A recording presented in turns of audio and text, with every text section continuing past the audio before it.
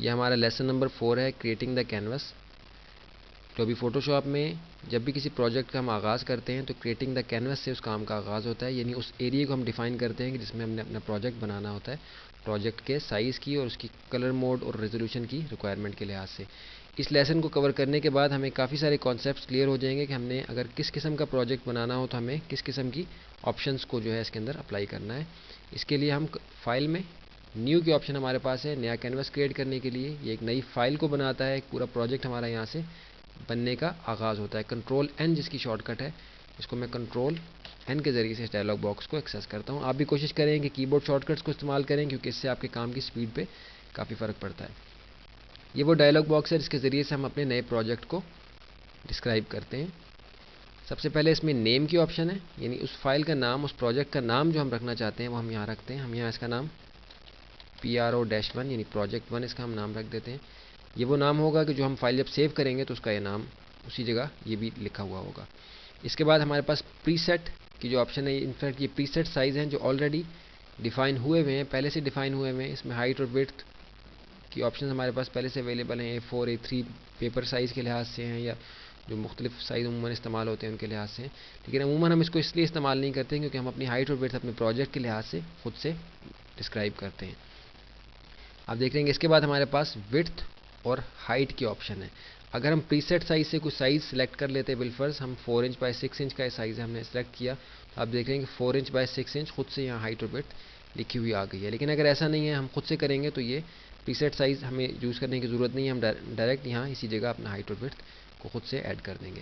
बिलफर्ज हम दोबारा से यहाँ 5 इंच बाय 5 इंच, आप देखिए कि जैसे ही मैंने ऐड किया खुद से वहाँ कस्टम लिखा हुआ आ गया। जो साइज़ पहले से हमने वहाँ सेलेक्ट किया था वहाँ से प्रीसेट से ख़त्म हो गया है। विड्थ और हाइट हम अपने प्रोजेक्ट की यहाँ 5 इंच बाय 5 इंच रख रहे हैं, यानी एक स्क्वायर मोड का हमारा कैनवस होगा जिसमें हम काम करेंगे। 5 इंच उसकी विड्थ होगी और 5 इंच उसकी हाइट होगी। इसमें एक ज़रूरी चीज़ देखने की ये है कि इसमें हमारे पास इंचेस के साथ और भी सेंटीमीटर्स, मिलीमीटर्स, पॉइंट्स वगैरह की ऑप्शन हैं। जिस तरह की हम अपने प्रोजेक्ट के लिहाज से ऑप्शन इस्तेमाल करना चाहें हम इस्तेमाल कर सकते हैं। अमूमन हम इंचेस को ही इस्तेमाल करते हैं, लेकिन अगर कोई और ऑप्शन आपके पास हो, कोई और रिक्वायरमेंट हो आपके प्रोजेक्ट की, तो आप उसको इस्तेमाल कर सकते हैं। इसके बाद रेजोल्यूशन का ऑप्शन है। रेजोल्यूशन के ऑप्शन को हम पिछले लेसन के अंदर, लेसन नंबर 3 के अंदर एक बार देख चुके हैं कि रेजोल्यूशन से मुराद पिक्सल्स की वो डिटेल है जो पर स्क्वायर इंच कैनवस के अंदर आपके होती है, जिसकी वजह से आपके इमेज के साइज़ भी फ़र्क पड़ता है, उसकी क्वालिटी भी फ़र्क पड़ता है। यानी जितना ज़्यादा रेजोल्यूशन होगा उतना ज़्यादा इमेज जो है वो क्वालिटी में अच्छा होगा, लेकिन उसका साइज़ भी बड़ा होगा।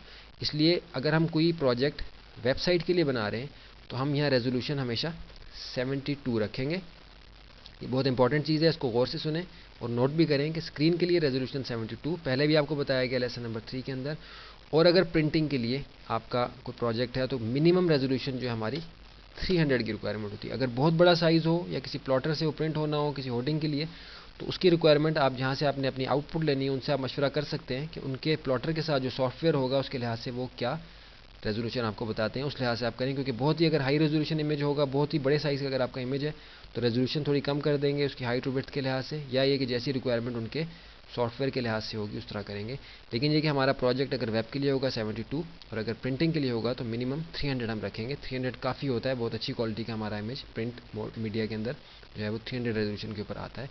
पिक्सल्स पर स्क्वायर इंच होगा, पिक्सल्स पर स्क्वायर सेंटीमीटर के लिहाज से अगर करना हो तो पिक्सल्स पर स्क्वायर सेंटीमीटर के अंदर हम इसको अप्लाई कर देंगे। लेकिन अमूमन हम इंचेस में ही करते हैं। जो आपको 72 और 300 बताया है ये पर स्क्वायर इंच के लिहाज से, पर स्क्वायर सेंटीमीटर के लिहाज से रेजोल्यूशन नहीं है।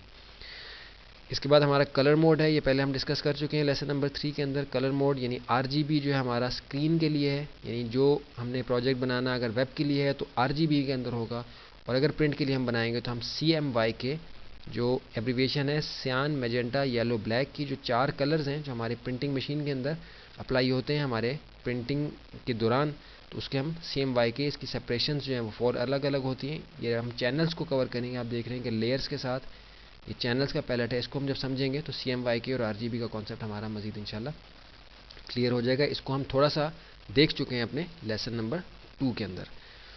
तो रेजोल्यूशन का हमारा इशू समझ में आ गया। कलर मोड हमें समझ आ गया कि अगर प्रिंटिंग के लिए होगा तो CMYK, अगर स्क्रीन के लिए है तो RGB, और अगर बिल्कुल ब्लैक एंड वाइट है तो ग्रे स्केल। ये 3 मोड्स हमें समझ में आने चाहिए। ग्रे स्केल बिल्कुल ब्लैक एंड वाइट होगा, RGB हमारा कलर्ड इमेज होगा लेकिन सिर्फ स्क्रीन के लिए, और CMYK हमारा कलर्ड इमेज होगा जो कि प्रिंटिंग के लिए होगा। लैब और बिटमैप कलर्स हम यूज़ नहीं करते, इसलिए हम इसकी डिटेल में यहाँ नहीं जाते।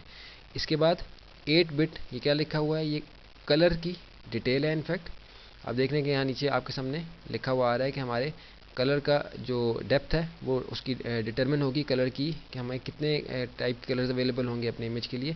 अगर हम इसको 8 पे रखेंगे तभी हमारा इमेज अच्छी क्वालिटी का आएगा। अगर हम इसको 16 पे करते हैं तो आप देख रहे हैं कि हमारे इमेज का साइज़ भी जो है वो बढ़ जाएगा, लेकिन 8 बिट के ऊपर भी ये काफ़ी है। फोटोशॉप 7 के अंदर या पुराने वर्जन के अंदर ये ऑप्शन अवेलेबल नहीं थी। इसके बाद हमारा बैकग्राउंड कलर है। बैकग्राउंड कलर से मुराद ये है कि जिस वक्त हम ये कैनवस की प्रॉपर्टीज़ को इसके अंदर डिटरमिन करके, इनको ऐड करके जब ओके करेंगे हमारा कैनवस क्रिएट होगा, तो हम क्या चाहते हैं कि वो किस साइज़ का हो। अमूमन हम वाइट साइज़ ही सिलेक्ट करते हैं, इसलिए हम देख रहे हैं कि डिफ़ॉल्ट में यहाँ वाइट लिखा हुआ है। इसके अलावा हमारे पास बैकग्राउंड कलर, यानी हमने अगर अपने टूल बॉक्स के ऊपर जो बैकग्राउंड कलर सेलेक्ट किया है तो ये वो कलर होगा। और अगर बिल्कुल ट्रांसपेरेंट चाहते हैं, यानी कोई कलर हम नहीं चाहते, तो हम यहाँ ट्रांसपेरेंट कर देंगे। ये अमूमन जिफ प्रोजेक्ट होते हैं यानी जिनके अंदर हमें इमेज के साथ कुछ ट्रांसपेरेंसी भी चाहिए होती है, यानी जैसे हम वेब के ऊपर कोई इमेज अप्लाई करते हैं जिसके बैकग्राउंड के अंदर वेबसाइट के ऊपर जो वॉलपेपर होता है हम चाहते हैं कि वो आए उस इमेज के बैकग्राउंड के अंदर, तो हम ट्रांसपेरेंट कैनवस के साथ काम शुरू करते हैं और उसको जिफ मोड के अंदर सेव करते हैं। इसके बाद हमारी एडवांस ऑप्शंस हैं, इनको हम यहाँ नहीं देखते क्योंकि ये हमारे लिए फ़िलहाल इस लेवल पे समझना ज़रूरी नहीं है। तो यहाँ हमारा लेसन नंबर 4 कंप्लीट हो गया है, क्रिएटिंग द कैनवस का, जिसमें हमने अपने नए प्रोजेक्ट का नाम रखा है PRO1। उसकी विड्थ और हाइट को हमने इंचेस के लिहाज से ऐड किया है।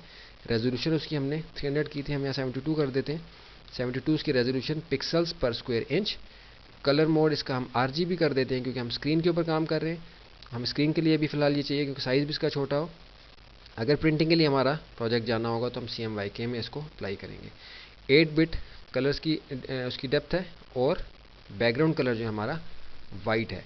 अब ये हम यहाँ इसको ओके करेंगे तो हमारा कैनवस जो है वो क्रिएट हो जाएगा। आप देखिए कि जैसे ही मैंने इसको ओके किया तो ये हमारा एक नया कैनवस क्रिएट हो गया जिसकी हाइट और विड्थ 5 इंचेस है, 5 इंचेस के लिहाज से है, और इसकी रेजोल्यूशन जो है वो 72 है और RGB इसका कलर मोड है।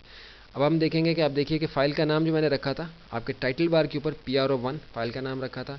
एट 100% यानी जूम 100% हुआ हुआ ये पूरा इमेज हमें यहाँ नज़र आ रहा है, और RGB इसका फॉर्मेट है, और /8 लिखा हुआ है, यानी 8 बिट जो है वो कलर की जो डिटेल इसके अंदर हमने ऐड की थी अपने कैनवस को बनाते हुए। यहाँ हमारा लेसन नंबर 4 कंप्लीट हो गया है। यानी कोई भी प्रोजेक्ट अगर हमने बनाना है तो हमें पता है कि हमने कैनवस किस तरीके से, उसका वर्किंग एरिया किस तरीके से क्रिएट करना है। अब तक हम थोड़ा सा स्लो चले हैं, उसका मकसद ये था कि ये वो बुनियादी पॉइंट्स थे जिनको कवर करना इंतहाई ज़रूरी था एडोबी फोटोशॉप के अंदर, लेकिन ये वो चीज़ें हैं कि जिनकी बुनियाद के ऊपर हम अपने प्रोजेक्ट्स को अच्छे तरीके से शुरू और उनको मुकम्मल कर सकते हैं। अब हम चलते हैं अपने लेसन नंबर 5 की तरफ।